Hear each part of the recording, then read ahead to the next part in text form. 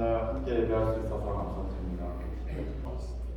다 같이 묵도하심으로 8월 6일 주일 예배를 시작하겠습니다.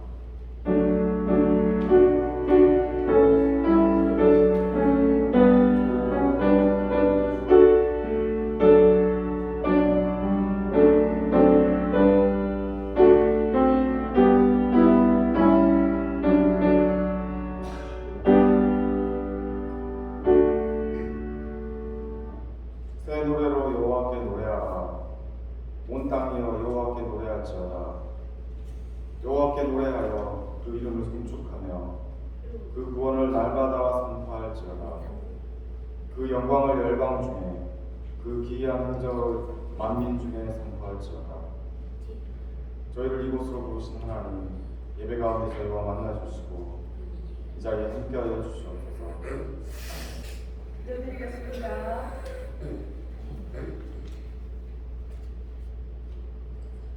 사랑이 많은 신인 아버지 하나님, 저희들이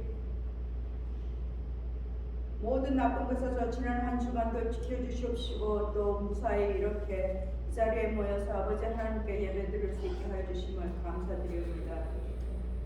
저희들 지난 한 주간 세상살이 하면서 알게 모르게 너무 많은 죄를 지었습니다. 특히나 생각 없이 저희도 모르게 내뱉은 말에 너무나 많은 사람들이 가슴을 아프게 한 것 같습니다. 저희들은 그냥 말하고 그냥 지나쳐 버렸는데 그들이 마음이 얼마나 아팠는지 모르겠습니다. 아버지 하나님께서는 저희들 모두의 생각과 모든 것을 아시오니 혹시 저희들이 다른 자에게 마음의 상처를 주었다면 그들의 마음을 달래주시옵소서. 저희들도 그것을 깨달아 주님께 용서를 빌며 또 사죄하게 하여 주시옵소서. 아버지 하나님, 지금 세상에는 너무 악이 기세를 부리고 있습니다. 특히나 이 미국. 악한 자들은 심심하면 그냥 총을 들고 와서 누구든지 살해를 하고 아무 이유 없이 사람을 죽이고 있습니다. 아버지 하나님, 지금 세계적인 물난리와 가뭄 그리고 산불 등 어찌 보면 이 모든 것이 간접적으로나 직접적으로 저희들 인간이 악한 결과를 나타내게 만든 것이라 생각되지만 아버지 하나님이 뜻도 되시리라고 믿습니다. 주님, 이 모든 나쁜 것에서 저희들을 구하여 주시옵소서. 물론 저희들에게 어떤 나쁜 것도 해가 저희들에게 미치지 않도록 하지는 못하시겠지만 제발 간구하오니 저희들을 도와주시옵소서. 걱정이 없으면 인간들이 하나님을 의지하지 않고 교만해지고 또 죄를 더 많이 짓겠지만은 아버지 하나님, 지금 세계는 무척 힘든 상황이 있습니다. 도와주시옵소서. 간구하옵니다. 제발 도와주시옵소서. 특히나 캐나다와 워싱턴, 몬태나에 불타나고 있는 그 산불들을 주님 제발 큰 배를 내려서 그것을 중단시켜 주시옵소서. 그곳에 있는 여러 사람들, 동물들, 또 저희 작은 손자까지 아버지 하나님 숨을 쉴 수가 없다고 합니다. 모두들 또 불이 언제 들이닥칠지 몰라서 불안에 떨고 있다고 합니다. 주여 제발 그쪽에 큰 비를 내려주셔서 그 산불을 꺼주시옵소서. 6월달부터 시작된 불이오니 아버지 하나님 이제는 제발 저희들을 도와주시옵소서. 저희들이 믿을 곳은 아버지 하나님뿐이 없습니다. 도와주시옵소서. 그리고 세상의 마약과 미움으로 힘들어하는 그들에게 예수님의 사랑을 전하는 손길이 닿게 주여 도와주시옵소서. 또 육체의 병약함과 학대와 배고픔에 시달리는 그들에게 구원의 손길을 보내어 주시옵소서. 저희들에게 필요한 것으로 채워주시옵고 악에서 항상 지켜주시옵소서. 지금은 예배를 시작하는 시간이 오니 저희들의 예배를 받아주시옵고, 그리고 성부, 성자, 성령님 저희들 인간들에게 무한한 사랑을 베풀어 주심을 감사 또 감사드리옵니다. 이 모든 말씀을 주 예수 그리스도 이름 받들어 기도드렸습니다. 아멘. 네, 오늘 저에게 주신 말씀은 고린도후서 4장 5절로 11절 말씀입니다. 우리는 우리를 전파하는 것이 아니라 오직 그리스도 예수의 주되신 것과 그 예수를 위하여 우리가 너희의 종된 것을 전파하니라.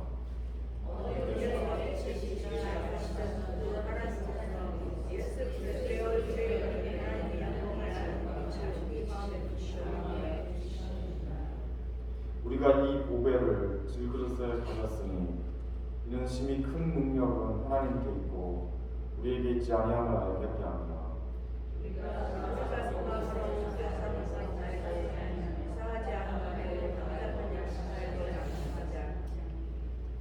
박해를 받아도 버림받으지 아니하며 거꾸로 뜨림을 당하여도 망하지 아니하고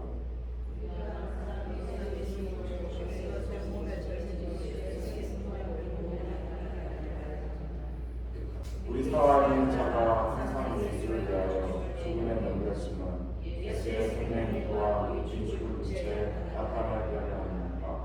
박경영 목사님 나오셔서 그리스도인 끌끌한 사람 두 번째 제목으로 말씀 전해주셨습니다. 이혜인 수녀님이 왜 그럴까 우리는 이라고 하는 시를 한 편 쓰셨어요. 그 시가 이렇습니다. 자기의 아픈 이야기, 슬픈 이야기는 그리도 길게 늘어놓으면서 다른 사람들의 아픈 이야기, 슬픈 이야기에는 전혀 귀를 기울이지 않네. 아니, 처음부터 아예 듣기를 싫어하네. 해야 할 일을 뒤로 미루고 하고 싶은 것만 골라 하고 기분에 따라 우선순위를 잘도 바꾸면서 늘 시간이 없다고 성화이네. 저 세상으로 떠나기 전 한 조각의 미소를 그리워하며 외롭고 괴롭게 누워있는 이들에게도 시간 내어주기를 아까워하는 건강하지만 인색한 사람들, 늘 말로만 그럴듯하게 살아있는 자비심 없는 사람들 모습 속에 분명 내 모습도 들어있는 걸 나는 알고 있지. 정말 왜 그럴까? 왜 조금 더 자신을 내어놓지 못하고 그토록 이기적일까? 우리는 8년의 동행이라고 하는 리치 앨범이라고 하는 사람이 쓴 책이 있습니다. 그 책에 이런 내용이 나옵니다. 사람들이 죽음을 앞에 두고 제일 두려워하는 게 뭘까요? 내가 물었다. 두려워하는 거? 그는 잠시 생각하더니 입을 열었다. 이런 거겠지. 죽은 다음에 뭐가 있을까? 나는 어디로 가게 될까? 그것은 내가 상상했던 그런 곳일까? 맞아요. 그럴 거예요. 그런데 그래. 하지만 또 다른 게 하나 있어요. 뭐요? 랩은 뒤로 몸을 기댔다. 그리고 나지막이 말했다. 사람들에게 잊히는 것. 제가 미국에 와서 한 10여 년 살다 보니까 한국과 미국이 아주 많이 다른 게 있습니다. 모든 미국이 그렇다라고 제가 확신 있게 말씀을 드리지 못합니다. 제가 살았던 곳, 그 미국의 시골이라고 말하는 곳을 중심으로 말씀을 드리는 겁니다. 제가 살았던 곳을 중심으로 한국과 미국의 가장 큰 차이를 말씀을 드리면 묘지입니다. 제가 살았던 마을들은 마을 입구 아니면 마을 한가운데에 항상 공동묘지가 있습니다. 그런데 제 느낌으로는 그 묘지들이 마을에 가까이 있다는 것 외에는 한국에 있는 잊혀진 묘지들과 그리 큰 차이가 없습니다. 가끔 이렇게 묘지를 걸어가 보면 비석에서 이름도 지어지고 아무도 찾지 않는 빈 무덤들이 너무나 많습니다. 여러분 얼마나 오래 살까요?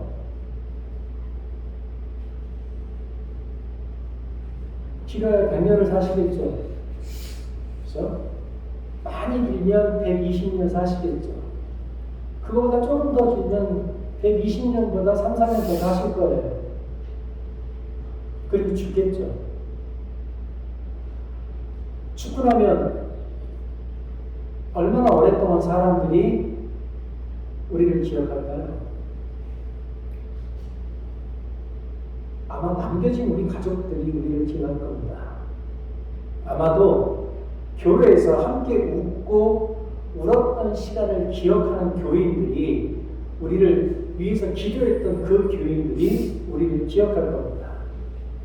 그리고 한 세대가 지나고 나면 우리는 잊혀질 겁니다. 우리는 그렇게 허무하게 세상에서 사라질 겁니다. 그러나 우리는 세상에서 그렇게 허무하게 사라질 것이지만 우리가 전한 복음은 계속 남아서 이 땅에서 숨쉴 겁니다. 우리가 믿었던 하나님, 우리가 가르쳤던 성경, 우리가 가르쳤던, 우리가 좋았던, 우리가 전했던 그 전통은 계속해서 후대에게 전해질 겁니다. 비록 우리는 잊혀지겠지만 우리가 전한 그 복음은 계속 살아남아서 이 땅에서 전해질 겁니다.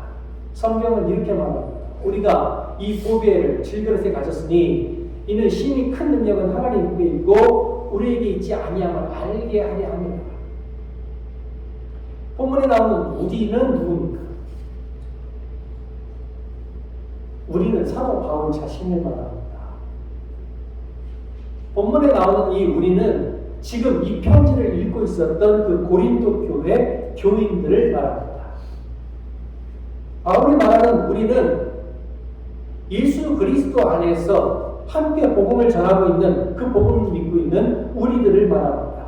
그런데 그 바울이 그 우리를 질그릇이라고 표현합니다.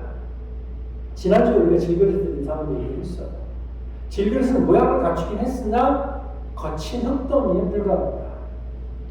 모양이 불규칙하고 단단하지 않아서 쉽게 깨질 수 있는 그릇입니다.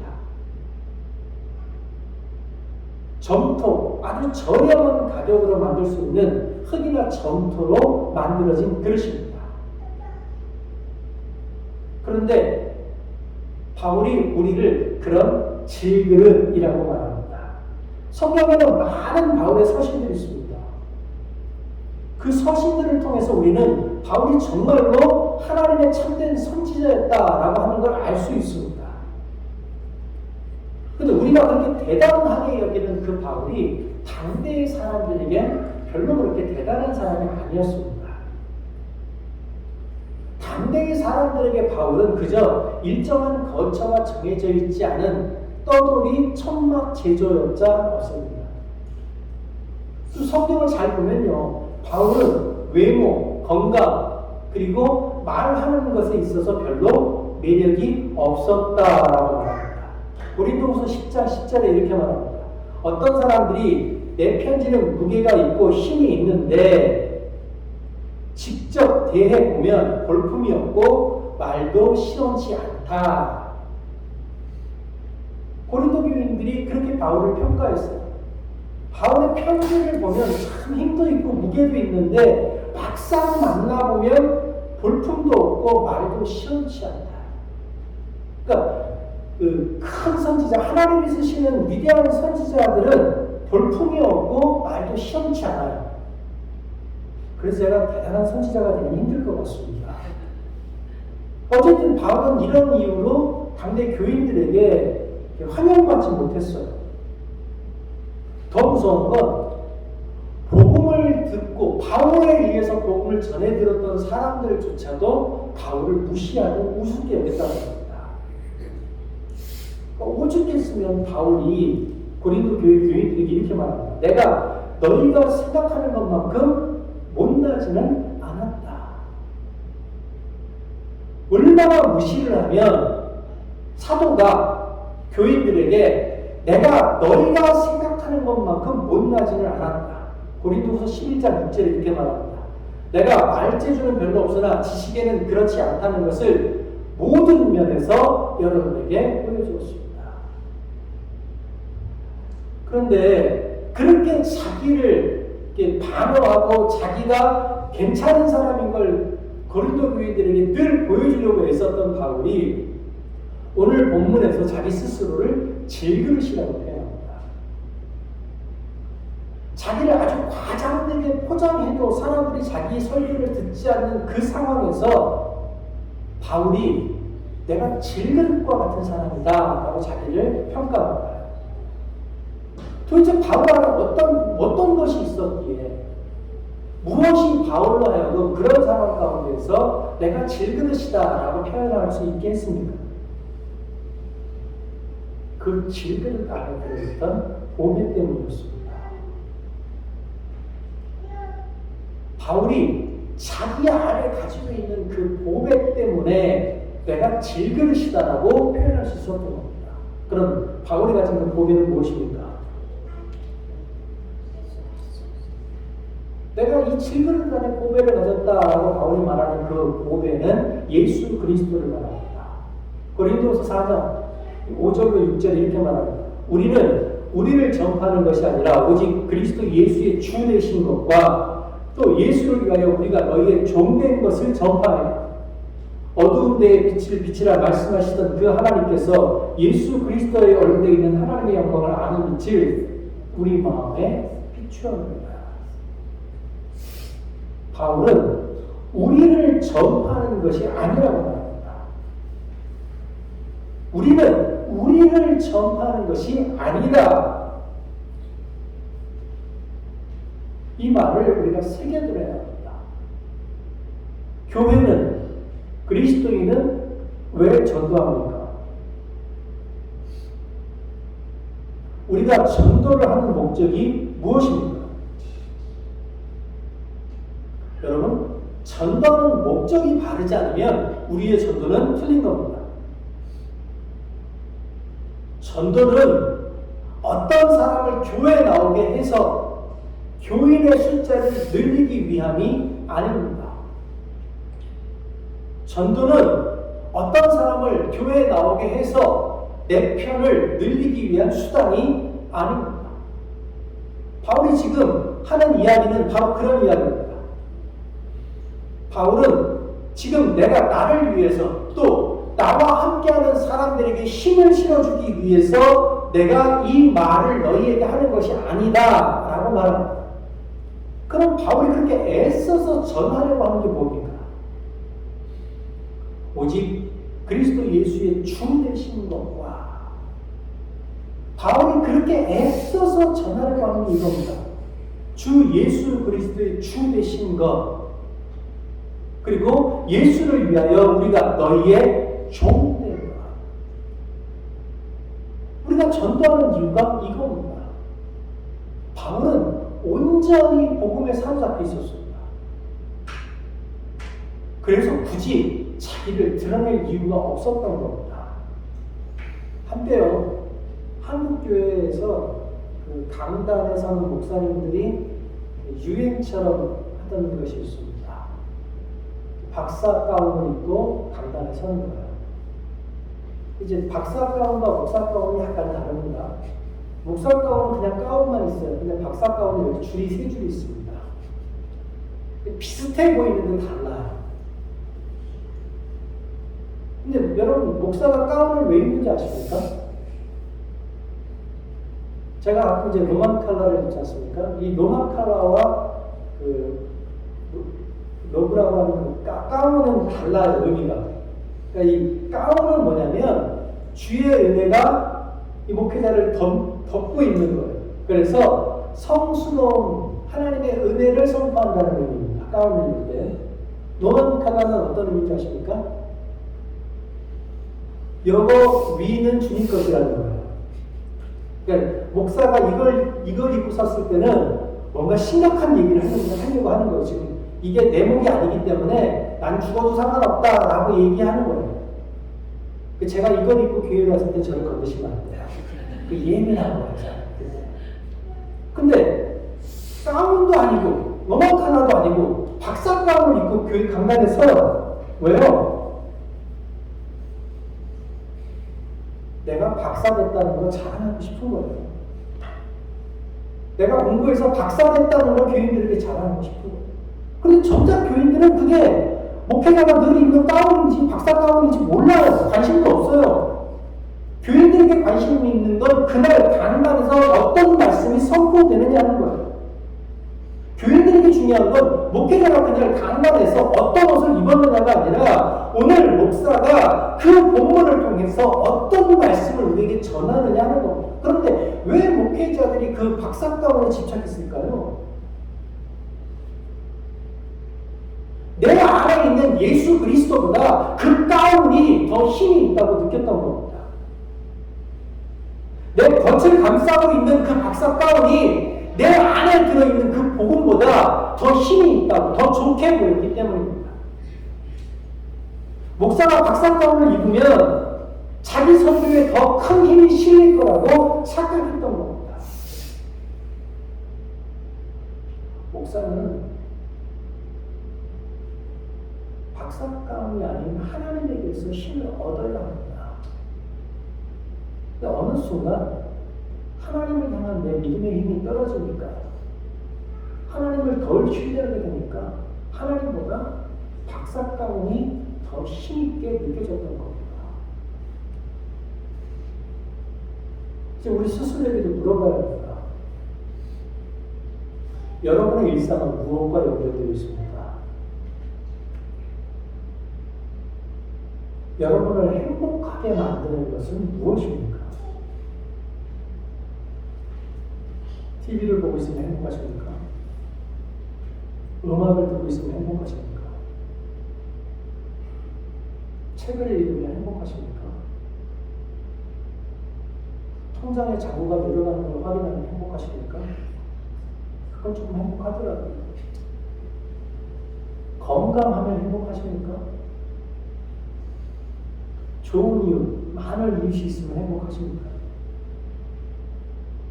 좋은 직장을 찾고 직장에서 승진하고 직장에서 내 자리가 안전하다고 느끼면 행복하십니까?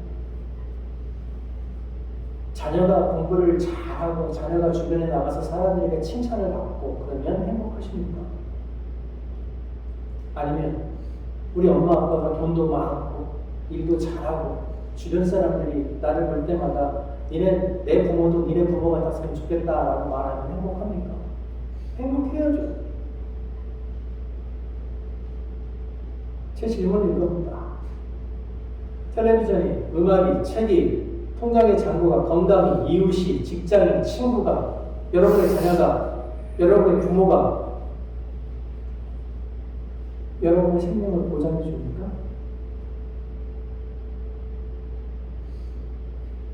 만약 그렇게 믿는다면 그것이 우리의 주입입니다.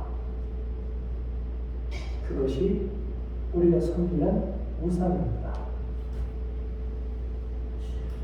여러분, 여러분에게 생명을 준다고 여러분이 믿고 있는, 여러분이 정말 내 삶의 보배라고 믿는 그것이 무엇입니까?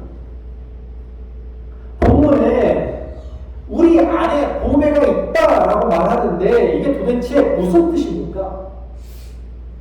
우리 안에 보배가 있다 이 말은 예수 그리스도가 우리와 함께 하신다라는 말입니다. 예수 그리스도가 우리와 함께 하신다라는 말은 무슨 말입니까? 예수 그리스도가 우리의 주인이시다라는 말입니다. 그러면 예수 그리스도가 우리의 주인이시다라는 이 말은 무슨 뜻입니까? 그리스도가 우리의 삶을 이끌어 가신다라는 겁니다. 다른 말로 우리가 그리스도를 따라서 그리스도가 가고 있는 그 방향으로 걸어간다라는 말입니다. 그리스도의 뜻을 따라 사는 사람이라는 말은 또 무슨 말입니까? 우리 자꾸 이걸 의식의 문제로 받아들여요. 아, 내가 예수님을 믿어 라고 생각하면 된다는 거예요. 물론 그것도 중요합니다. 의식적인 차원의 믿음도 되게 중요해요. 그러나 성경이 우리에게 말하는 그리스도를 따른다고 하는 건 내가 하나님을 믿는다라고 고백하는 것도 중요하지만 그 고백이 우리 삶의 자리에서 어떻게 나타나고 있느냐를 더 중요하게 여긴다는 겁니다. 내가 그리스도를 믿는다, 내가 그리스도를 따라 산다라고 하는 건 주일에 교회에 나오는 것과 우리의 일상생활을 통해서 우리가 그리스도를 믿는다는 것이 증거되는 것이 가치가 되는 거예요. 그리스도를 따르는 사람. 근데 우리가 일상생활을 살아가면서 우리의 삶을 통해서 복음을 증거하는 것이 쉽습니까? 안 쉬워요. 일상을 살면서 복음을 믿는 것이 얼마나 어려웠으면 바울이 이렇게 말합니다. 고린도후서 4장 8절로 10절의 말씀입니다. 우리가 모든 일에 괴로움을 당해도 꺾이지 않으며 난처한 일을 당해도 실망하지 않고 핍박을 받아도 버림을 당하지 않으며 맞아서 쓰러져도 죽지 않습니다. 우리가 이렇게 항상 예수님의 죽으심을 몸소 체험하는 것은 예수님의 생명이 우리 몸에 나타내려 하려는 것입니다. 우리 삶에 고난과 고통과 저주와 아픔이 끊임없이 다가오는 그 순간에도 그리스도인은 그 삶의 자리에서 꺾이지 않으며 실망하지 않고 버림도 당하지 않으며 죽지도 않습니다. 우리가 그렇게 우리 삶에 있는 모든 고난을 견뎌내고 이겨내는 이유는 예수님의 생명이 우리 몸에 나타나게 하려고 합니다.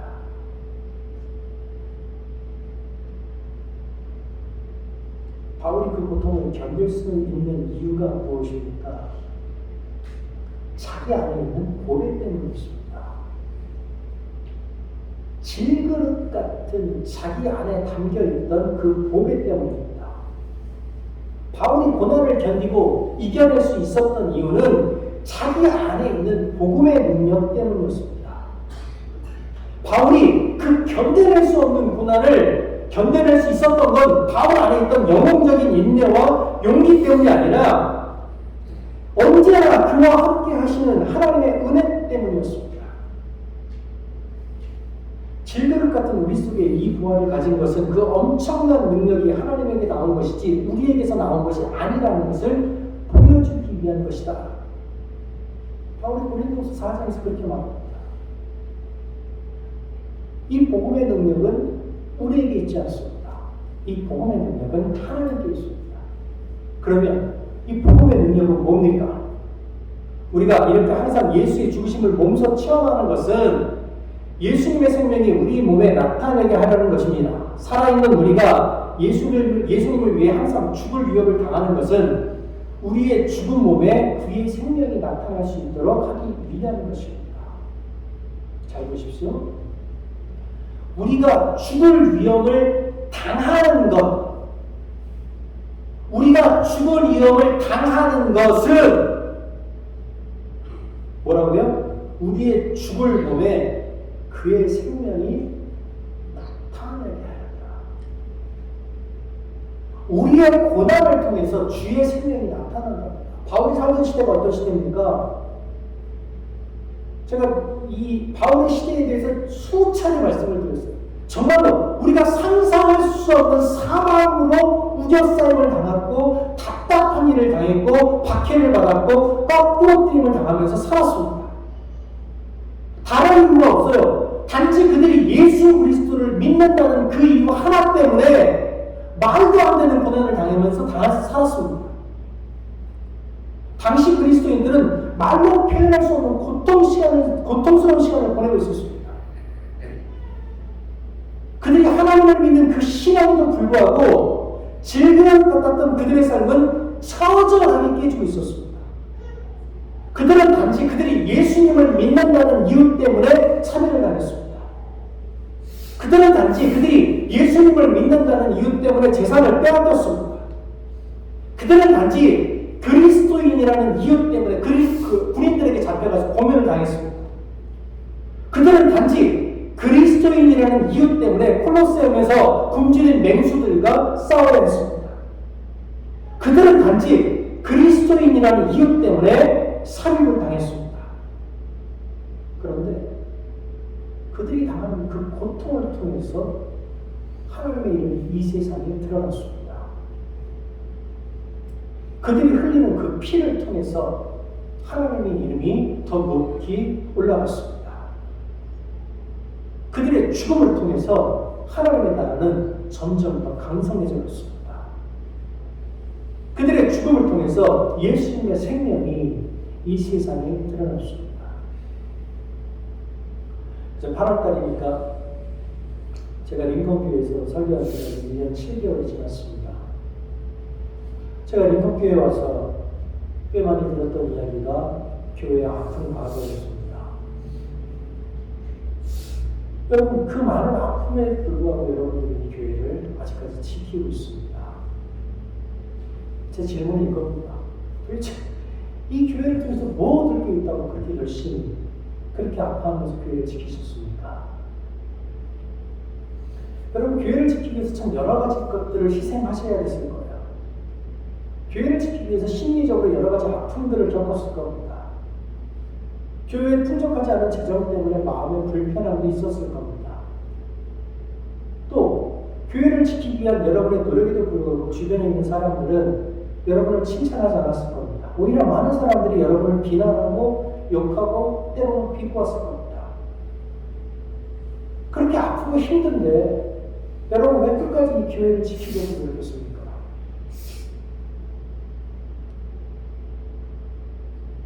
여러분이 이 교회를 끝까지 지키려고 노력했던 이유는 한 가지입니다. 예수 그리스도가 우리의 주님이시기 때문입니다. 여러분은 여러분의 그 안에 있는 그 보배를 지키고 전하기 위해서 그 어려운 시간을 견뎌왔던 겁니다. 그 어려운 시간을 견디고 견뎌오신 것 참 잘하신 일입니다.